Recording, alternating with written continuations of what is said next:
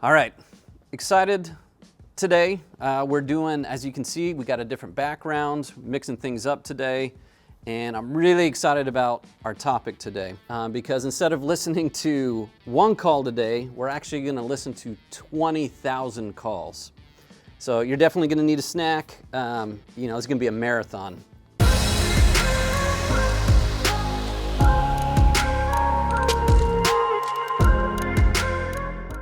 We took a look at the past 2 weeks of campaign data for about 50 to 60 different fleets. And we looked at their phone call recordings and ran it through a system that uses both technology as well as human intervention to put these calls into buckets, right? Or very similar, like if you're using an ATS statuses, right? Dispositions is what we call them. So we're going to be able to benefit from not just one or two or a handful of phone calls, but we're actually going to be able to take some things away on 20,000 phone calls. So I'm pretty excited to dive in and share some of this. What we're going to do then is review 3 primary levels of dispositions. So the top level just starts with, was the phone call answered or unanswered? So what's your guess? We're looking at 20,000 phone calls last 2 weeks of January. What percentage of those phone calls were picked up and answered by a recruiter? So answered was about 53%, okay? Unanswered then 47%. So now we can break down, that's level 1, right? Unanswered versus answered. So with answered then, let's dive in a little bit. And you can see I got a thick stack of papers here. So I'm really gonna challenge Josh and Steve potentially with some of these graphics that hopefully we can throw up. Ooh, that doesn't sound good. Put up. So I wanna dive in first to the answered bucket and talk about a few things we can take away and learn from it. Answered then, we put into 5 categories. Those 5 categories are qualified, disqualified, wrong number, disconnected, and not interested. So what we can pop up and hopefully show you is what percentage of answered phone calls ended up being a driver that met all the qualifications, right, based on that first phone call. And I think that's another important thing to mention here is we're just talking about first phone calls, which also the most important phone call, right? It's where you got to nail that first phone call to create that interest. Otherwise, we know the driver has lots of options. They can quickly move on. So the good news is of all the answered phone calls, once again, really big sample size, about half, 46% were qualified, okay? About 20% were disqualified, and then we've got wrong number at about 13%, disconnected about 12%, and not interested 10%. So let's dive into a few of these categories. So that's my layer 2, right? Unanswered versus answered. Now we're looking at answered, 5 categories there. And we can dive into each one of those 5 categories to maybe pick up a thing or two, right, of things that we could work on. Let's start with qualified, right, because that was the biggest slice of the pie. If the call was answered and they were qualified, 4 options. Did we take the application on the phone? Did we send the application? Did we set up a callback meeting, right, a second call? Or was there no action clearly defined by the end of that phone call? The way it shook out is 4.9%, so only about 5% of the time where we got a driver on the call and that driver was qualified, did we end up walking them through an application. So that, my friends, is what we call catch and release, right? Had them on the phone, they appeared to be qualified, but only 5% of the time did we complete the application with them. So the biggest category was sent app, which is something we see all the time. Just hey, the conversation went well, I'm gonna send you an email, fill out the application, we'll talk again once that's complete. The second one was no action. So about 33% of the time, or 1/3 of the time, by the end of the phone call, it wasn't clear what either the driver or the recruiter was doing next. So no action was defined. And then the third, of course, was a callback was set up, right? And we already talked about the fourth, which was actually taking an application. So some really good takeaways there, right? If we're only walking through the application with the driver 5% of the time, what would it mean to our hires if we could do it 10% of the time? All right, so let's jump to another category. Let's jump to kind of an interesting one, wrong number, right?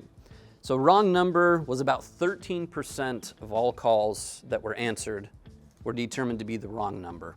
So, and that ended up being about over 1,300 calls. Of those 1,300, 728, or about 55%, they were trying to reach that company, just not the recruiting department. Think about the money that was spent on advertising, right? Just to have that phone number come up. Because I'd imagine the majority of the time what's happening is current drivers or other employees are calling in, but the way they did it is what? They Googled the company name, and because that advertisement popped up, there's an expense there to get that ad up there. So one thing I would recommend as a potential solution to that, or at least to help with that, to save some budget, is go ahead and in orientation, just have drivers, if you're not doing this already, plug in all those phone numbers. Hey, they're trying to get a hold of payroll. They're trying to get a hold of safety. They're trying to get a hold of the terminal manager or the shop. Go ahead and plug those numbers, have them pull out their phones during orientation and plug those numbers in. With current drivers, right, they're already through orientation. Have them, make it easy for them to plug those numbers in their cell phone so they don't have to Google the phone number. One other quick takeaway here on the wrong number piece of this was 16% of the time, a driver would call in and ask for a different company. I can't tell you how many phone calls I've listened to where a driver calls in asking for a different company and the recruiter says, "Oh, sorry, that's not us," and the call ends. You had a driver on the phone call, instead of just letting them go, ask a few questions, right? Because what can happen is the driver's just looking for a driving position, so they may have Googled certain keywords and your ad popped up. So they may not even been realizing who they were calling, but roll with it, have a conversation with them as opposed to disconnecting that call and moving on.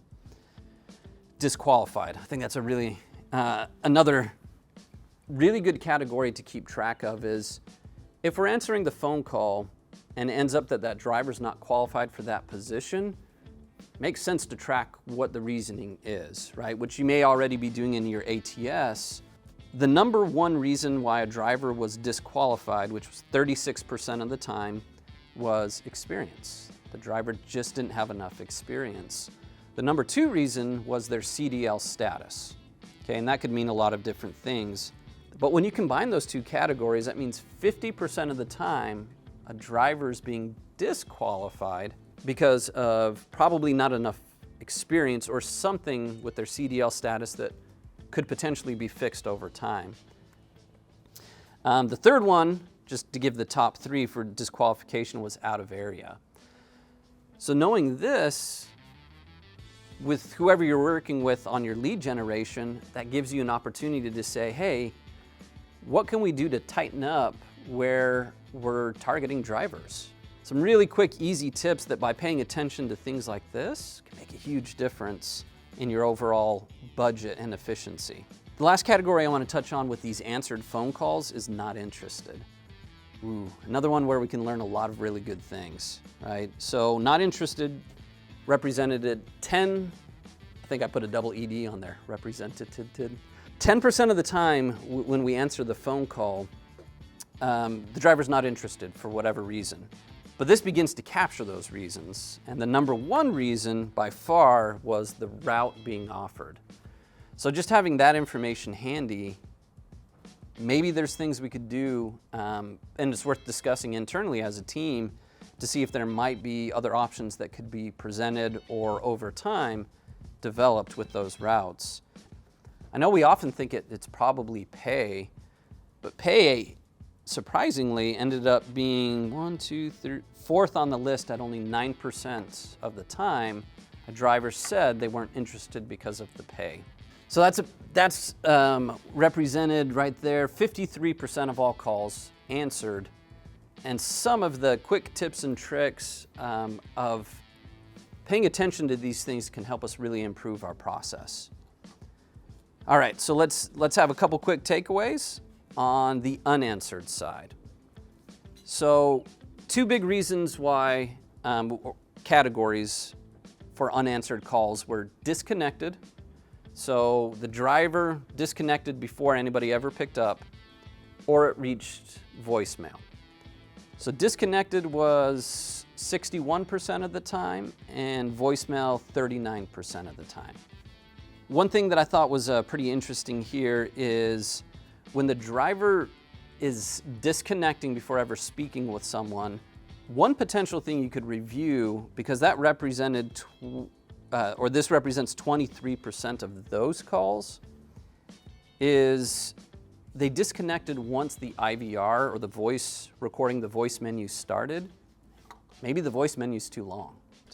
So review your IVR, right? That voice recording menu, and see if there's something you could change there or make some improvements. And then just to skip down to our last category here, voicemail. So I thought this was really interesting on these 20,000 calls that we looked at, that if it does go to voicemail, they only leave a voicemail 53% of the time. Well, one thing that I was thinking about is pull that list every day, right? Pull it in the morning, call those people back who didn't leave a voicemail. And that's a great list because it represents quite a few leads and drivers. So call them back, call them back. This didn't represent a whole lot of phone calls, but there were a certain percent, about 2.5% of those who did hit voicemail, the mailbox was full or there was no voicemail even set up. So those are just little things where all these things begin to add up, and by reviewing what buckets, what dispositions things fall in, you can make these little tweaks and changes that just make our budget go much further and things just so much more efficient. Really excited. In our new location here, we're going to be doing a lot of different things, bringing in some different people. Gino, you're the guest, man. The recruiter didn't know who he was talking to. A lot of years driving. But even a bus driver, how did he not have any fatalities on a bus driver, right? How many kids would you have killed if you were driving a bus? I disagree with the reputation of the company. We won't say it here. But at least he knew who he was talking to and what company. Seth, do you agree to that? And make sure we're adding as much value as possible.